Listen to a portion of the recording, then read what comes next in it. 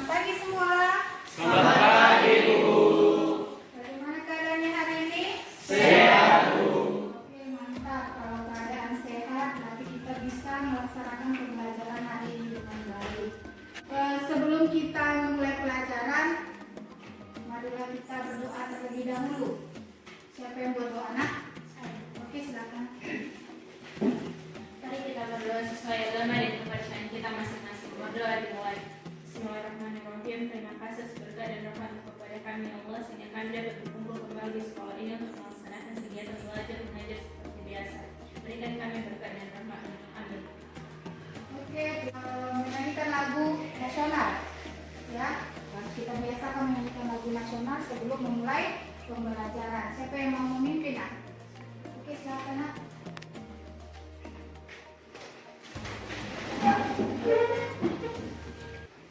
Satu nusa, satu bangsa, tiga dia. Satu nusa, satu bangsa, satu bahasa kita. Tanah air pasti jaya untuk selama-lamanya. Indonesia pusaka, Indonesia tercinta, nusa bangsa dan bahasa kita bela bersama.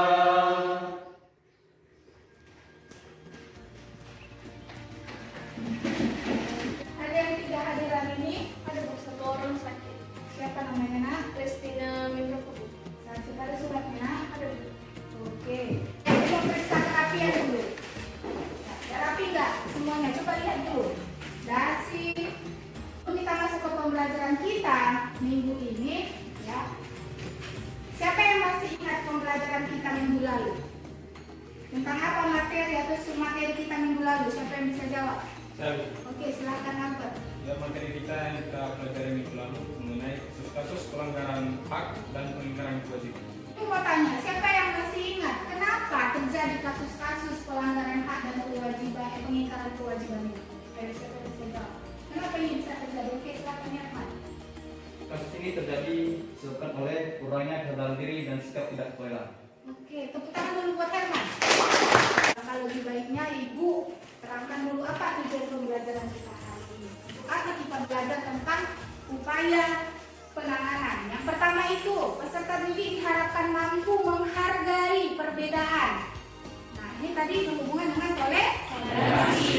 Menghargai perbedaan sebagai anugerah Tuhan yang Maha Esa dalam rangka penghormatan hak asasi manusia dengan baik. Jadi kamu diharapkan setelah pembelajaran ini kamu diharapkan menjadi orang yang lebih memiliki rasa toleransi lagi dalam kehidupanmu.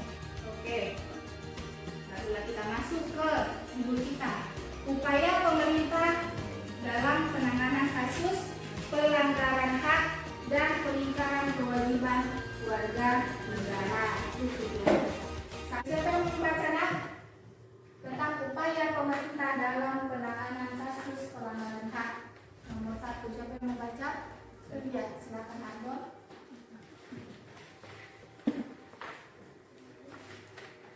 Satu, upaya pemerintah dalam penanganan kasus pelanggaran hak dan pengingkaran kewajiban warga negara.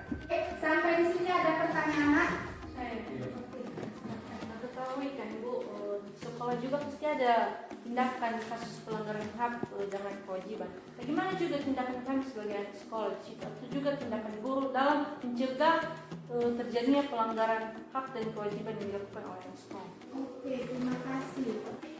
Dipahami, dilihat, diamati, dan dicatat apa yang penting. Paham ya, nak?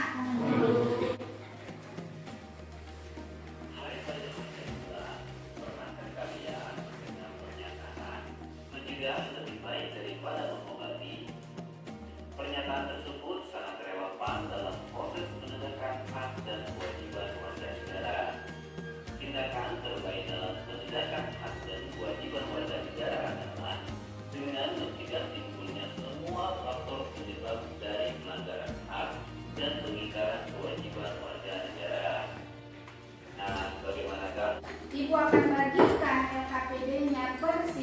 silakan kamu tulis nama kelas dan kamu jawab pertanyaan yang ada di dalam LKPD ini dengan sebaik-baiknya. Paham nggak? Waktumu kurang lebih 10 menit saja. Oke, sudah? Silakan. Mari.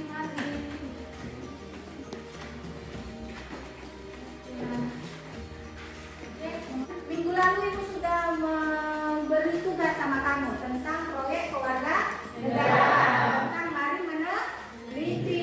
Itu ada 4 topik ya kan? Kita akan membentuk kelompoknya masing-masing. Kita akan melakukan presentasi. Oke, Ibu persilakan.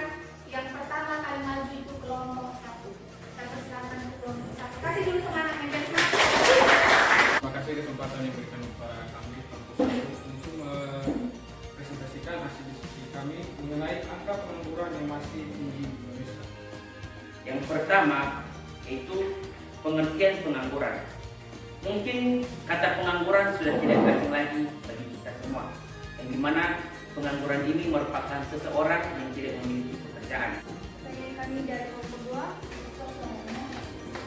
2, bagaimana perkembangan kondisi tingkat pengangguran di Indonesia saat ini? Oke, langsung dijawab atau disebutkan dulu? Menjawab saja. Data terbaru dari Badan Pusat Statistik atau BPS menunjukkan bahwa per Februari 2022 tercatat sebesar 5,83% dari total penduduk usia kerja sejumlah 208,54 juta orang. Bisa diterima?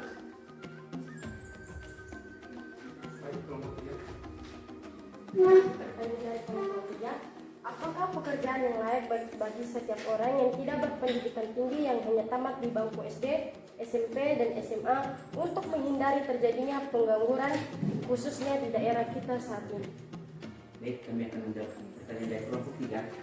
Menurut kami, pekerjaan yang layak untuk tamatan SD, SMP, dan SMA untuk mencegah terjadinya adanya pengangguran yaitu pertama, teknisi listrik di mana bisa kita temukan di daerah kita, terus teknisi mesin dan juga teknisi air.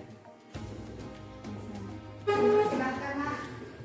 Baik, terima kasih atas kesempatan yang diberikan dari kelompok 2 untuk mempresentasikan tentang gunanya kesadaran warga negara dalam membayar pajak.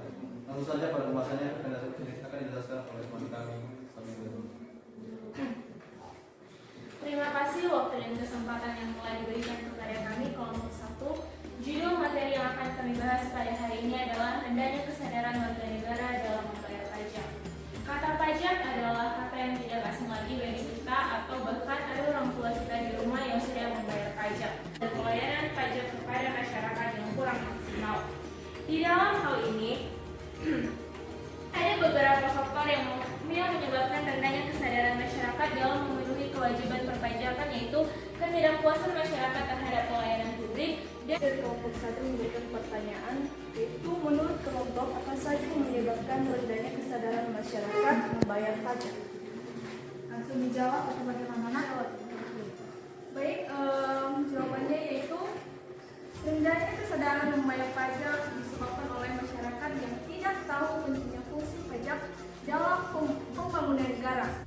Kami dari kelompok 3 mengajukan pertanyaan dari kelompok 2. Pertanyaan kami, apa sanksi dan denda atau hukuman bagi setiap orang yang tidak membayar pajak? Baik, kami harus menjawabnya. Sanksinya adalah pidana penjara paling lama 6 tahun dan paling cepatnya 6 bulan. Penerimaan sanksi juga harus membayar denda setidaknya 2 kali pajak terhutang dan maksimal denda sebanyak 4 kali pajak terhutang. Apakah bisa diterima? Bisa. Baik, terima kasih atas kesempatan yang telah diberikan kepada kelompok 3, yaitu pembahasan kami itu tentang angka putus sekolah yang tinggi. Pengertian angka putus sekolah adalah keadaan di mana anak mengalami keterlantaran sikap dan perlakuan orang tua yang tidak memberikan perhatian yang layak terhadap proses tumbuh kembang anak tanpa memperhatikan hak-hak untuk mendapatkan pendidikan yang layak. Selain faktor di atas, ada juga faktor yang mempengaruhi anak putus sekolah, yang pertama yaitu latar belakang pendidikan anak dan ibu. Bagaimana cara menghindari atau mencegah tawuran remaja di sekolah? Baik, kami langsung menjawab. Cara mengatasinya yaitu pertama, orang tua harus memberi contoh yang baik pada anak. Dua, bersahabat dengan orang yang baik. Tiga, orang tua harus mengawasi perilaku anak. Selanjutnya, jangan salah memilih pergaulan. Baik, terima kasih waktu yang telah diberikan kepada kami untuk membahas topik kami yang berjudul pelanggaran rambu-rambu lalu lintas yang masih terjadi. Untuk pelanggaran lalu lintas. Tapi pada kali ini saya hanya membahas dua karena yang biasanya sering terjadi di daerah kita saja. Biasanya yang sering terjadi di daerah kita itu tidak membawa surat ke kantor berbicara. Saya mau tanya dulu, kedatangan teman-teman di sekolah ini apakah sudah membawa surat ke berbicara? Belum. SIM, belum kan? Nah, itu menjadi salah satu faktor pelanggaran lalu lintas. Kenapa? Kami bertanya, apakah kendaraan umum juga memiliki hak khusus untuk bebas melanggar peraturan lalu lintas? Ya, langsung saja. Tidak, karena peraturan lalu lintas berlaku untuk seluruh kendaraan umum. Jadi tidak ada hak untuk melanggar karena peraturan dibuat bukan untuk dilanggar. Tapi peraturan dibuat bukan untuk dilanggar, tapi untuk ditaati. Sampai di sini ada yang mau bertanya. Dari penjelasan materi dari teman-teman ini, saya berpikir atau muncul pertanyaan dalam benak saya, yaitu Indonesia adalah salah satu negara yang masih berkembang dan membutuhkan sumber daya manusia yang salah satunya harus bisa dalam bidang pendidikan. Tetapi kenapa masih tingginya anak-anak di Indonesia yang masih belum bisa mengenyam pendidikan, padahal itu adalah hak mereka? Apa yang dapat dilakukan oleh pemerintah dalam hal tersebut? Oke, terima kasih. Dari hasil materi kita hari ini, kita bisa mengambil kesimpulan. Sebelum ibu menyimpulkan, nah, siapa yang bisa menyimpulkan materi atau submateri kita hari ini tentang upaya penanganan pelanggaran hak dan pelanggaran kewajiban warga negara yang bisa? Oke, silakan Mas. Adapun upaya-upaya yang dilakukan mulai dari pemerintah maupun juga masyarakat. Dari pemerintah sendiri, upayanya yaitu penegakan demokrasi dan supremasi hukum, di mana supremasi ini merupakan prinsip inti demokrasi ataupun kekuasaan tertinggi. Yang telah diberikan teman tadi sudah merangkum semua materi kita hari ini. Jadi intinya pemerintah sudah mengupayakan semaksimal mungkin dengan membentuk lembaga-lembaga yang mampu menangani kasus-kasus pelanggaran hak dan pengingkaran kewajiban tersebut. Minggu depan kita akan masuk ke materi baru. Yaitu perlindungan dan penegakan hukum dalam masyarakat untuk menjamin keadilan dan kedamaian. Perlindungan dan penegakan hukum masih bersangkut paut dengan kasus pelanggaran hak dan pengingkaran kewajiban. Ini kita bicara kasus dan upaya, baru minggu depan kita bicara hukum. Nah, oke, sampai di sini pembelajaran kita. Ibu harapkan apa yang sudah kita pelajari hari ini dan minggu yang lalu bisa kamu laksanakan dalam kehidupan sehari-hari. Bukan kasusnya yang kamu laksanakan, tapi upaya penanganannya. Bagaimana supaya menghindarinya. Paham? Paham. Oke, minggu depan kita jumpa kembali. Tapi sebelum kita mengakhiri pembelajaran kita awali dengan doa dan kita tutup juga dengan doa. Siapa yang membuat doa? Oke, silakan.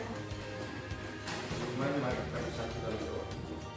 Kembali kami syukur atas berkat Tuhan kepada kami Tuhan, hingga kami mulai proses belajar kami hingga selesai Tuhan. Itu bukan karena kekuatan kami yang terbaik, kesan berkat. Hanya dua ini ya Tuhan yang jauhkan sempurna, dan Tuhan yang berkata dalam kerjaan surga. Amin.